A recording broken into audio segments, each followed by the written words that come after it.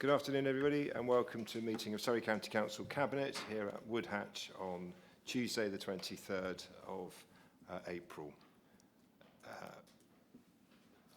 There are no members of the public in attendance, so I won't read out the fire alarm, but there are no fire drills expected, so if in the event that there is one, please do exit in the usual way. Obviously, in line with our social media policy, happy for you to use social media during the meeting, provided it doesn't interfere with the business of the meeting. The meeting is webcast, and we do in fact have some members that are joining us online who I think will speak on at least one of the items. It's a relatively short agenda today, but we've got three really big projects that have been approved by your fund, Surrey, and indeed a really important item in relation to the Kalima Gypsy Roma Traveller camp in Reigate. So we will press on with the agenda in the usual way. I'll read out your name, and if you could just confirm that you're here, please, and identify which portfolio you hold, starting with Claire Curran. Good afternoon, Leader. Councillor Claire Curran. I'm the Cabinet Member for Children, Families and Lifelong Learning. Thank you. David Lewis. Yes, good afternoon. David Lewis, Cabinet Member for Finance and Resources. Thank you. Denise Turner-Stewart. Good afternoon. Denise Turner-Stewart, Deputy Leader and Customer and Communities Cabinet Member. Thank you. Thank you. Kevin Denis.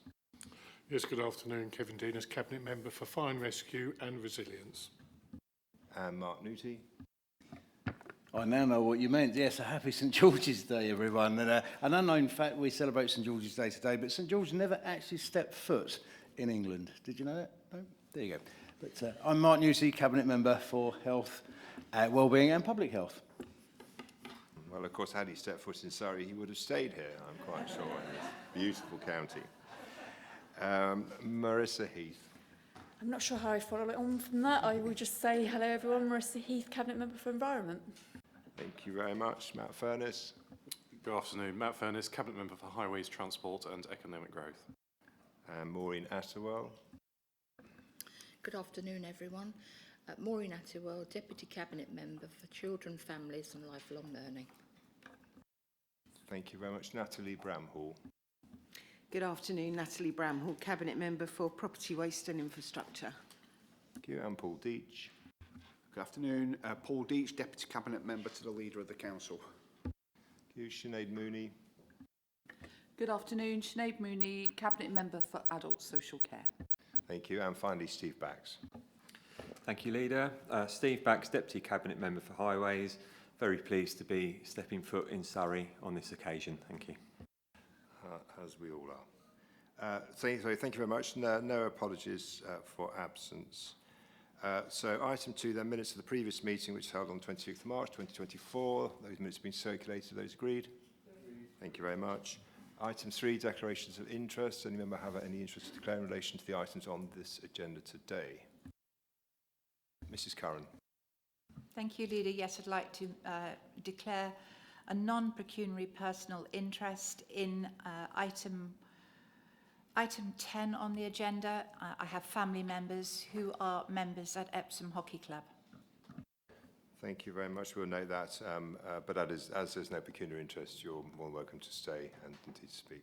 Thank you. Item 4, then 4A, there were no questions from members on this occasion. Item 4B, no questions from the public.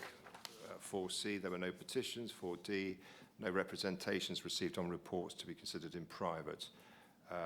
Item 5, there were no reports from select committees or task groups or other committees of the council.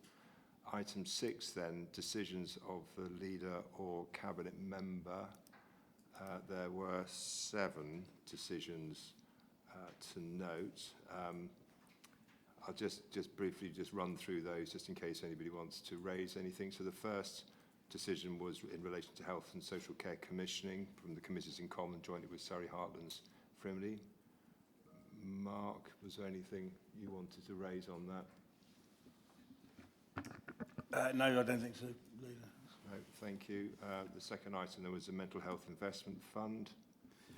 The only thing I will say, I think, and you picked up, there will be a slight amendment to that, which we're following through in regard to the authorisation process of the fund being cited by the lead member, stroke leader of the council. Okay, thank you. So that will go back to the committees in common. It looks like it will have to in yeah. July. Yeah. Okay, in the meantime, we'll note the sort of thrust of the decision at least. Yeah. Okay, thank you very much. Item 3 was the dynamic purchasing system for care and support. Sinead? Thank you, Chair. Quite a straightforward item that's been to committees in common on a few occasions. So very pleased to see that one, a decision finally reached. Thank you.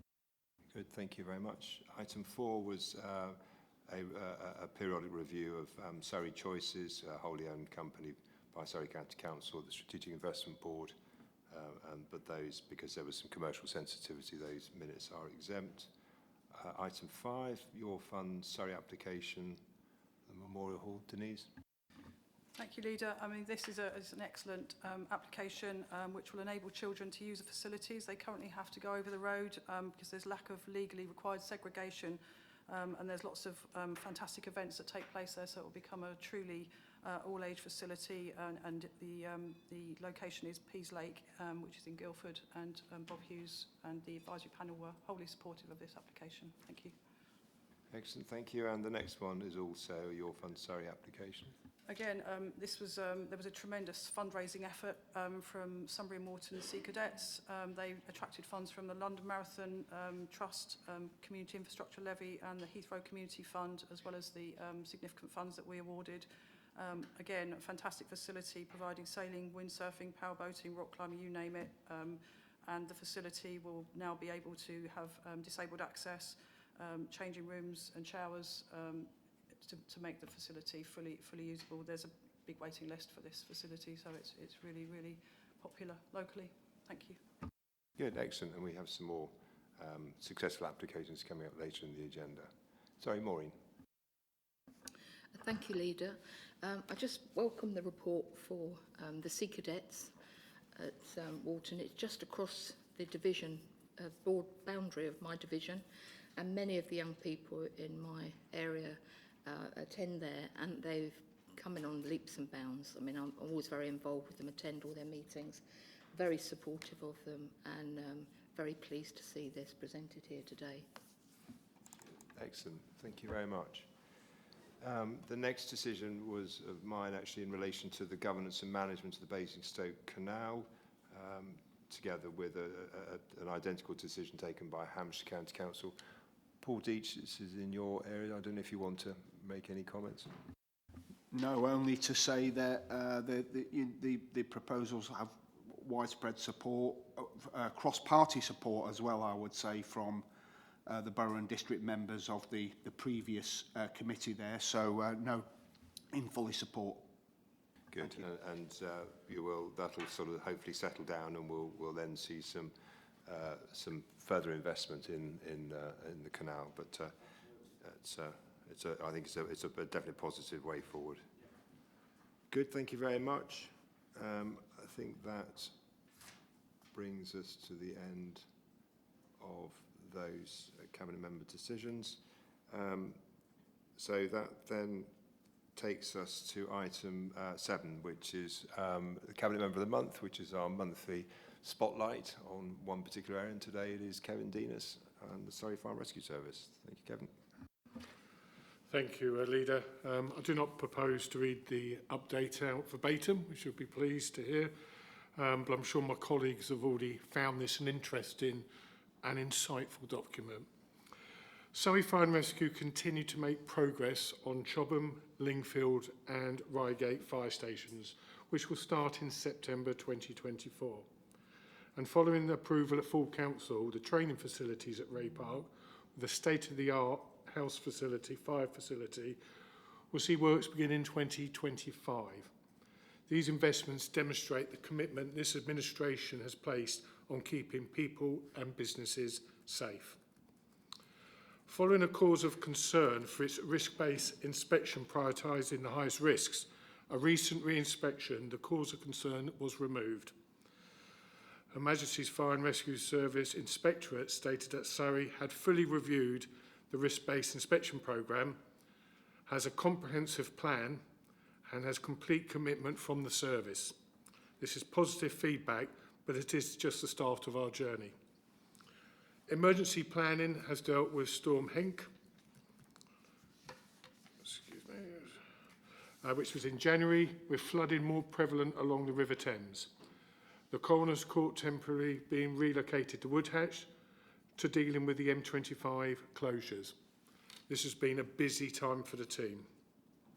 The Coroner's Service receives some 3,600 referrals every year, and the team work hard to streamline processes, increase their visibility, and working closely with health colleagues.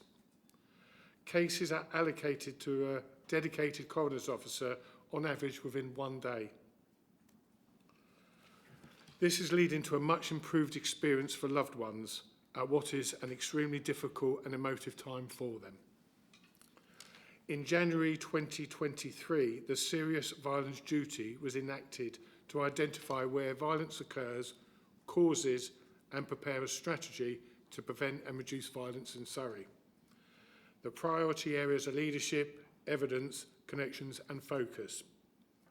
Analytical support has been provided, and projects such as engaging in youths whilst in custody, nighttime economy, cocoon engagement services.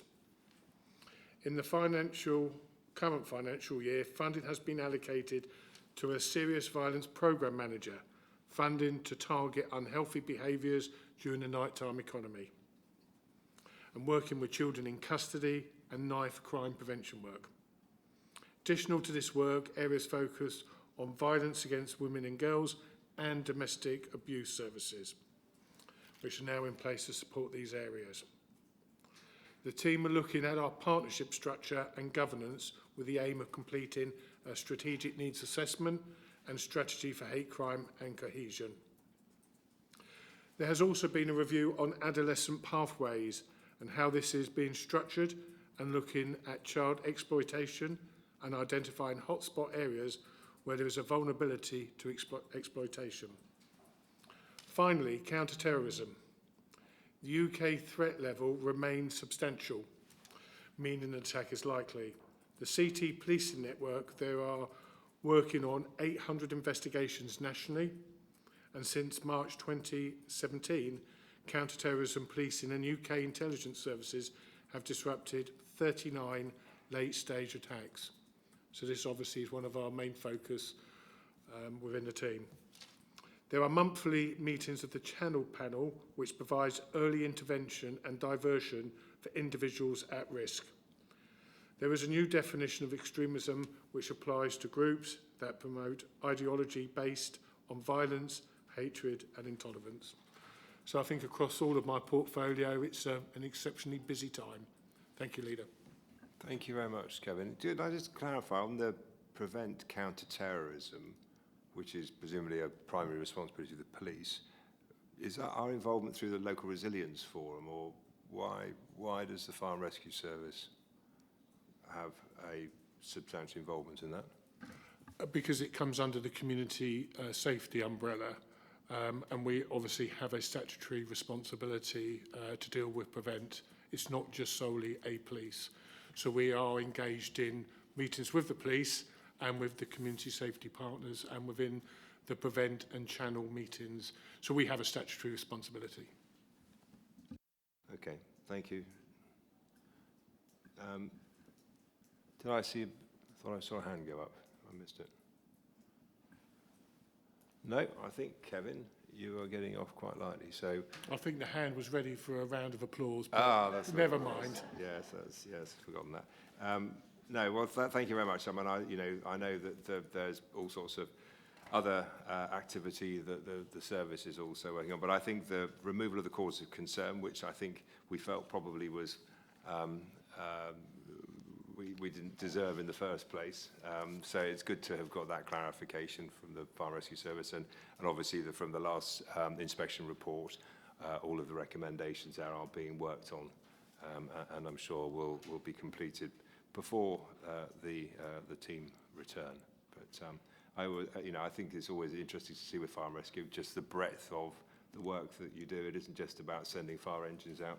There is a little bit more to it, isn't there? You can see the Chief Fire Officer smiling, so I think that's right. But thank you very much, both of you. Okay, in that case, and that report's just for noting, thank you. Item 8, the Kalima Gypsy Roma Traveller Camp in Woking. Natalie Bramhall. Thank you, Leader.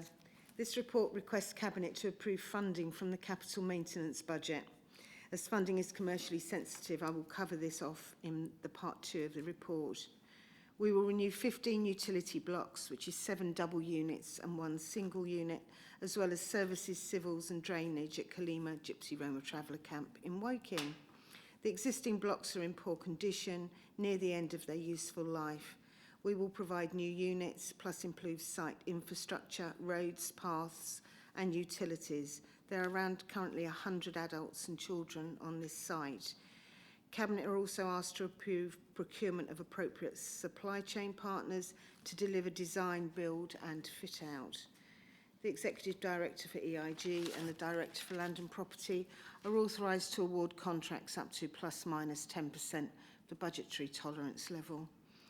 This decision makes an essential contribution to Surrey County Council's 2030 vision of no one left behind. GRT communities face inequalities, deprivation, discrimination and social exclusion. These utility blocks help to maintain their health and well-being. Thank you. Thank you very much, Natalie. Any comments on that? I mean, it's important that we continue to upgrade those existing sites, so it's good to see that that's underway.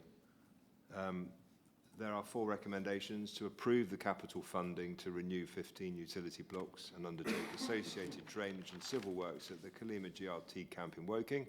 Capital funding required to develop the new facilities is commercially sensitive at this time and is set out in the Part 2 report, which we'll consider later. Approves the procurement of appropriate supply chain partners to deliver the design, build and fit out of the new structures in accordance with the Council's procurement and contract standing orders. Third recommendation is to note that regarding the procurement of supply chain partners, the Executive Director of Environment, Infrastructure and Growth and the Director of Land and Property are authorised to award such contracts up to plus minus 10% of the budgetary tolerance level and any other legal documentation required to facilitate the approvals within this report. And recommendation 4 authorises legal services to seal any awarded contracts where required. Are those 4 recommendations agreed? Agreed. Thank you very much. Item 9, your Fund Surrey applications. The first is Ashvale Community Wellbeing Meeting Place and new Scout headquarters. Denise.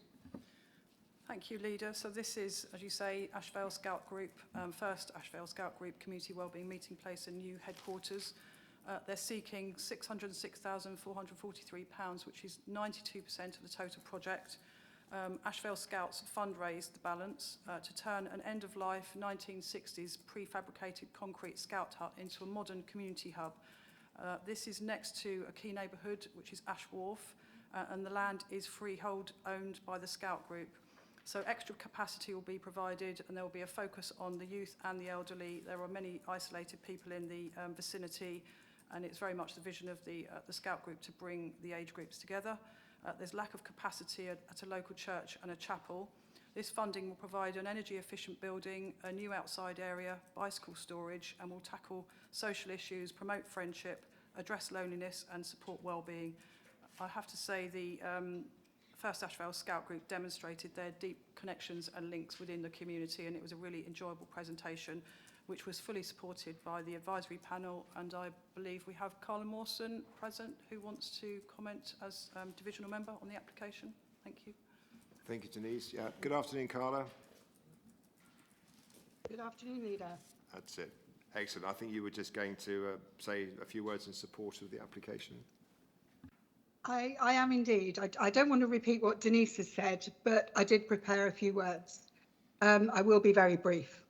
So First Ashvale Scout Group has been serving the young people of Ashvale and Ash and the surrounding areas for over 85 years. Over 120 beavers, cubs, scouts, brownies and guides meet weekly at this group headquarters in Ash Vale.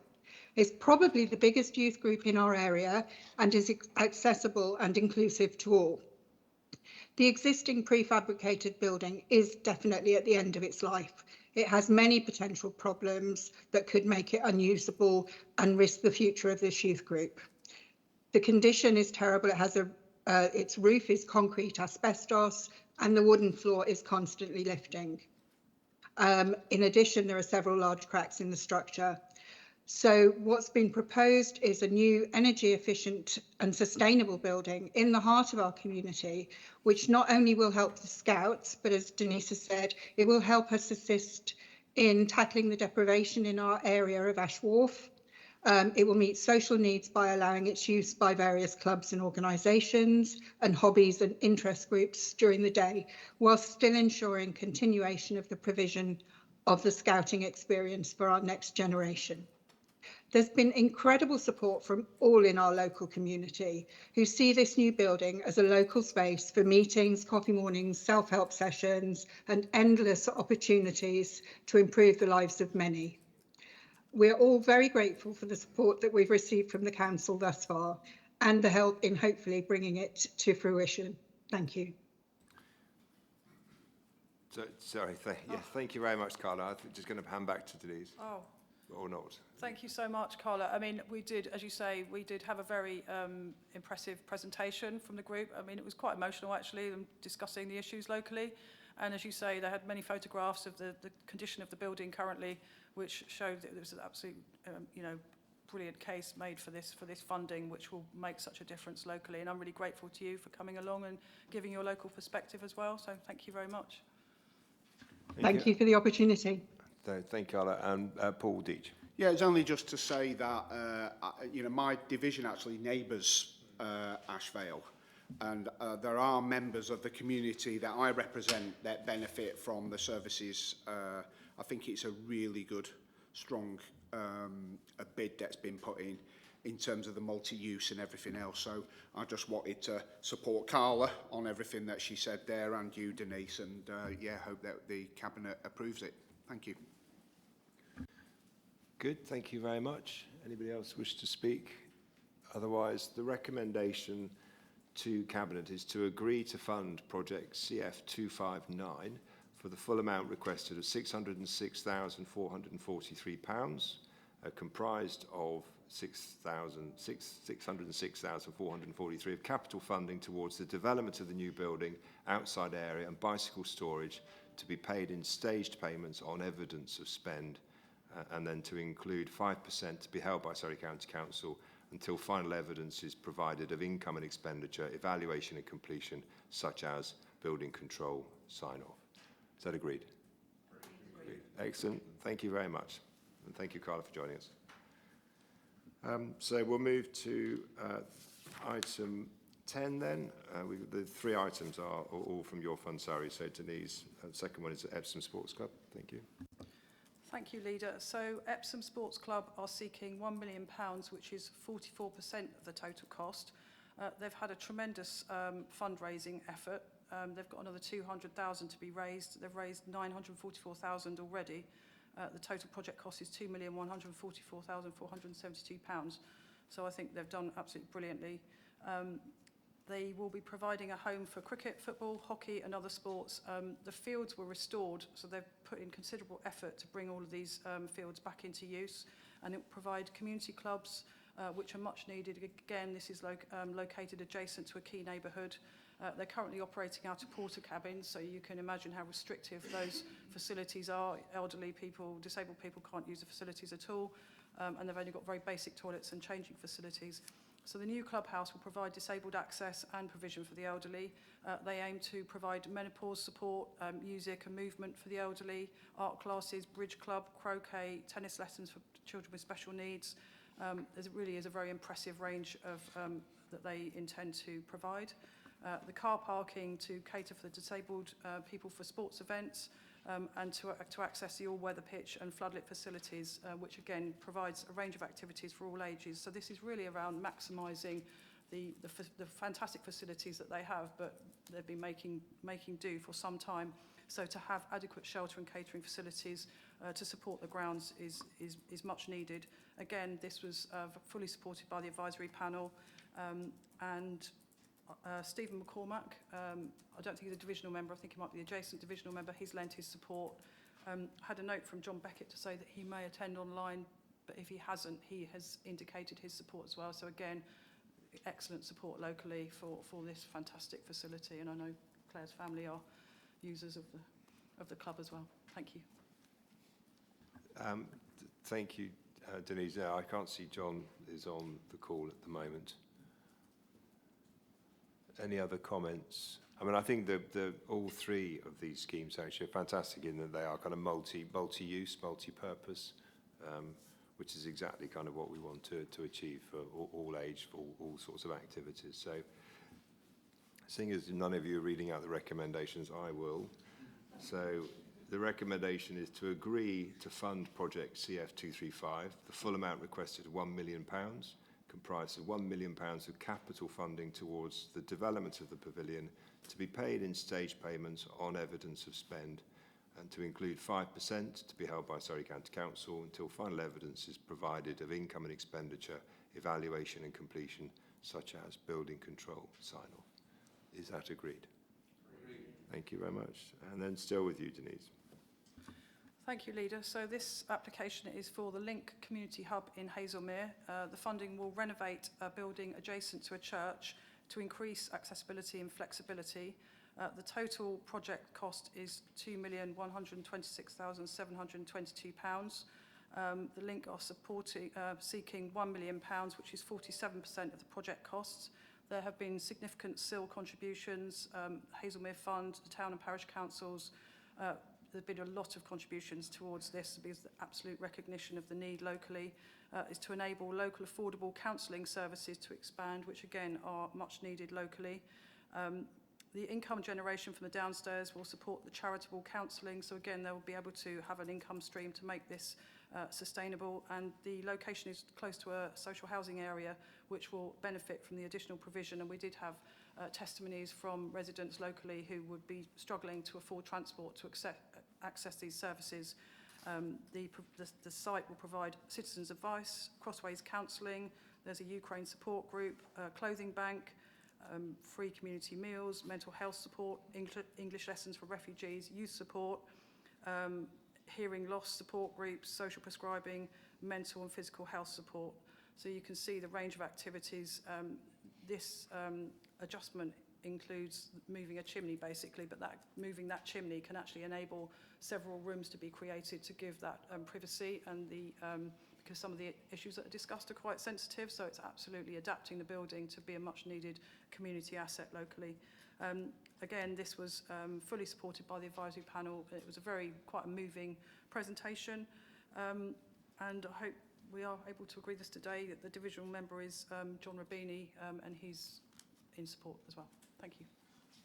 Okay, thank you. And just looking at the breakdown here, there's of the 1 million from the county council, the balance 800,000 has been confirmed, and then there's sort of 425 or so to be raised, but it looks as if that is well on its way. If assuming the 200,000 from the Hazelmere Parish Council appears, that's another $1 million, so a relatively small sum. So, but from what I understand, they're confident that they will be able to raise that balance. You can see there's a very, very sound foundation locally to try and get this facility up and running as we predict. Thank you. And it's good to see that we have got some, in this case, match funding actually, which is always encouraging. Okay, does anybody else wish to speak in relation to that item? Yes, Kevin, sorry. Thank you. I was just going to say that I was quite impressed by the positive comments from the community. I think there was over 400 comments in support, which I think is a good indication. And I was quite impressed with the variety of funding streams. It was a really good wide range. I mean, this definitely is an asset for future generations. I know the area well, Hazelmere, so I sort of endorse what John Rubini has said and support this wholeheartedly. Thank you. Excellent, thank you very much. So the recommendation from Denise is one, agree to fund the full amount requested of £1 million, comprised of £1 million of capital funding towards transforming the Hazelmere Link Community Hub to be paid in stage payments on evidence of spend, to include 5% to be held by Surrey County Council until final evidence of income expenditure and final completion, such as building control sign-off. Is that agreed? Good, excellent, thank you very much. So three brilliant projects there. So well done to the team and to the communities for putting those forward and being successful. Okay, so that takes us actually to the last substantive item on the public agenda, which is an update on month 11 of our financial position. David. Yeah, thank you, Leader. So this is an update in terms of the Council's financial position at the end of month 11, which was the end of February of this year. If we start with the revenue budget, there has been a slight improvement in terms of the forecast overspend. At the end of February, we saw a 0.7 million improvement in the forecast overspend, which was predicted to come in at £3.3 million, and that's after the application of the 20 million contingency, which we had built into the budget. I think it's fair to say that the pressures that we've spoken about in previous months have continued, although we did see a slight improvement this month in the adult social care position, which had improved by 0.7 million, but there continues to be pressure in terms of the care package costs for adult social care. On the children's side, there was a further £500,000 deterioration in the forecast overspend, which was predicted to be 28.7 million. There's ongoing pressure in terms of the home to school transport budget, a further 1.2 million forecast overspend there, which takes us to over 10 million overspend just in home to school transport compared to the original budget that we put in place. But in addition to that, within the children's sphere, we continue to see a lot of pressure in terms of the cost of social care placements, and I think we've spoken in the past about the previous meetings about this isn't a situation that's unique to Surrey, but in fact a national picture where there's a lack nationally of market sufficiency in this area. On the ETI side, there has been a slight improvement at the month 11 of £400,000, which I think was largely due to the relatively mild weather that we experienced during the winter, which meant that we spent less than budgeted on things such as gritting of the roads. So as I say, overall, a slight improvement, although still forecasting an overspend. And I think we ought to say that just looking ahead, because obviously there's a time lag with all these numbers, and we're now into the next financial year. And I think just wanted to say that in terms of the outturn at the end of the year, we anticipate that in December there will continue to be a slight improvement in the overall position. So whilst we expect there to be a slight overspend at the end of the year against the budget, that will, we think, be slightly better than the forecast position at the end of month 11. And we have kept a very close watch on our reserve position, which continue to be robust and provide us with the necessary financial resilience. So the expectation is that we will fund any small overspend at the end of the year from the reserves, and that will come out of the budget equalisation reserve. But when we've got the final figures for the outturn, the final figures for the year end, we'll report on that, and that'll be at the next Cabinet meeting. In terms of the capital budget, if you recall, we reset the capital budget during the year, and we have seen for the last 2 or 3 months a forecast expenditure which is slightly higher than that reset budget position. And at the end of month 11, that represented about £5 million more than the reset budget, which was an increase of about 4.2 million from the month 10 position. The capital programme panel has undertaken an assurance review of the capital programme, and they have made a number of suggestions of actions and recommendations that could be made or will be made to improve our capital forecasting into the next financial year. And I think this is an area which we've spoken about again at previous meetings, and as I said, we had to reset the capital budget during the year, and I think we do need to do more work in terms of actually sort of improving the accuracy of our forecasts, particularly on that capital budget, and it's the profiling of that spend as we go forward. In terms of the capital, just a little bit of sort of granularity there. There's been a slight decrease on property schemes since month 10, bit of slippage, particularly around the SEND, independent living, extra care, alternative provision projects. And I think most of that slippage has been in the area of Hope's Court School scheme on the SEND side.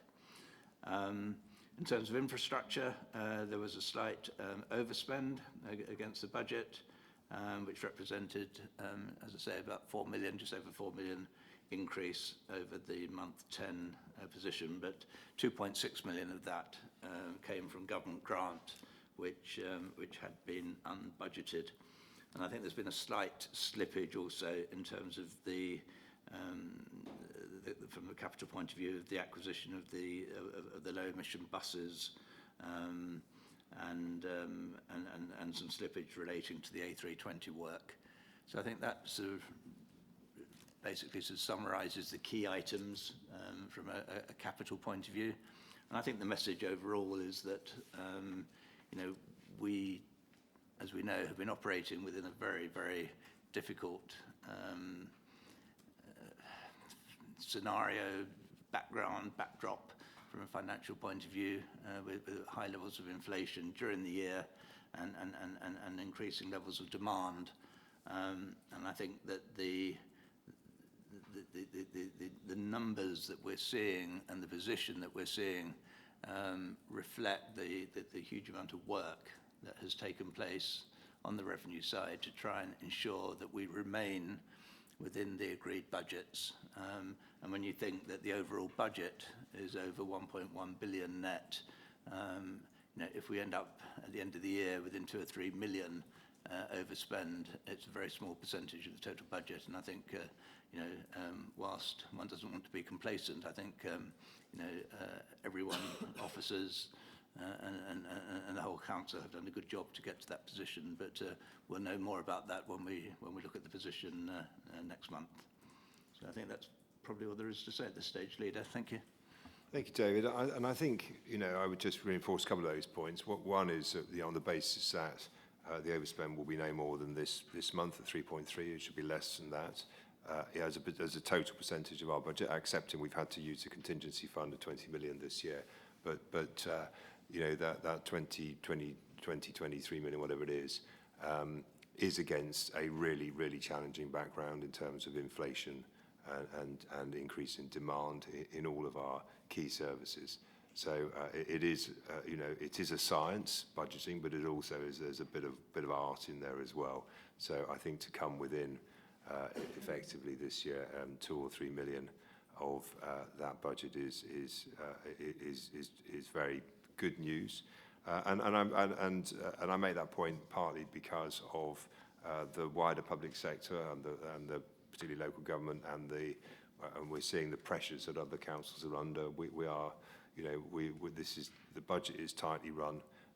You know, we are not immune from any of those challenges at all, but we are in, I think, a pretty solid position. And you know, evidenced also by £273 million of capital spent on, you know, a wide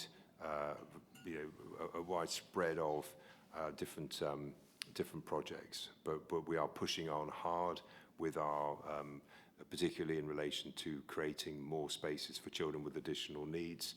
We are looking at housing for older people to live independently longer. You know, we are investing in our roads, which is always going to be a challenge for us with 3,000 miles of road here, with more traffic on our roads than pretty much anywhere else in the country, but 120 odd million being spent on highways and transport. We are investing in our buses, hydrogen buses and electric buses. We are investing in the little mini buses that are tootling around the county and so on, and we're also investing in our fire and rescue service. Quite apart from all of the stuff that we're doing for the greener agenda. So, you know, a significant capital programme, all delivering, I think, excellent schemes for our residents. So I think that brings us to the end of the public part of... Oh, sorry, Sinead, sorry. Thank you, Leader. I wonder if I could just say something about an item that falls into part 2 of the council agenda. And before we do fall into that meeting, I just, which I do appreciate the confidential items, so I shall be very reticent and careful with regards to what I say, but I do think this particular item is of real significance. So all of you will recall that last year we initiated some work to produce a county-wide strategy for housing, accommodation and homes, which recognises the housing crisis that's felt across the county. And that strategy piece of work did set out a call to collective action. So encouraging others to play their part, the county council quite rightly made a commitment to do what we could. And we are making really good progress with the proposal before us. The part 2 proposal is a good example of that. The report that we are going to consider in a moment relates to a purpose-built care home in Tandridge that was closed by the County Council when it was deemed no longer fit for purpose. Other than being used as a COVID inoculation centre, it has since then remained vacant. The proposal we are being asked to approve will see the work we have done in partnership with Tandridge District Council to bring forward a 100% affordable rental housing scheme with 13 housing units being provided. And we are doing so in accordance with legislation that requires us to be satisfied that the disposal will secure the promotion or improvement of the economic, social or environmental well-being of an area. So I'm really delighted that our housing strategy is having a really positive impact and effect. In the way that this has highlighted the extent of the problem of housing in Surrey, and as well as creating the environment in which partnerships such as this one between Tandridge and ourselves can be formed to take practical action to address this crisis. And I'd really like to thank Councillor Natalie Bramhall and the Land and Property team who are bringing this paper forward because I think that this has been a really good example of really positive partnership working and is a great item to bring forward. So thank you, Leader. Thank you very much, Sinead. Sorry, it's impossible to tell the difference between Denise and Sinead, so I use the names interchangeably. And a real vindication of your housing strategy, which you have championed. So the only reason it's in part 2 is because of the commercial sensitivity around the numbers. Otherwise, it would have been in part 1. But it's great to see that the two councils working in partnership again for the benefit of residents. I should have said under item 12, the recommendation there, which was the financial report, the recommendation was to note the Council's forecast revenue budgets after the application of the full contingency budget and capital budget positions for the year. So we just confirm that you're happy to note that report. Thank you very much. Unless I've missed any other hands up, then that brings us to the end of the public part of the meeting. So under section 100A of the Local Government Act 1972, the public be excluded from the meeting during consideration of the following items of business on the grounds that they involve the likely disclosure of exempt information under the relevant paragraphs of Part 1 of Schedule 12A of the Act. And on that note, I bring the meeting to a close. Thank you very much.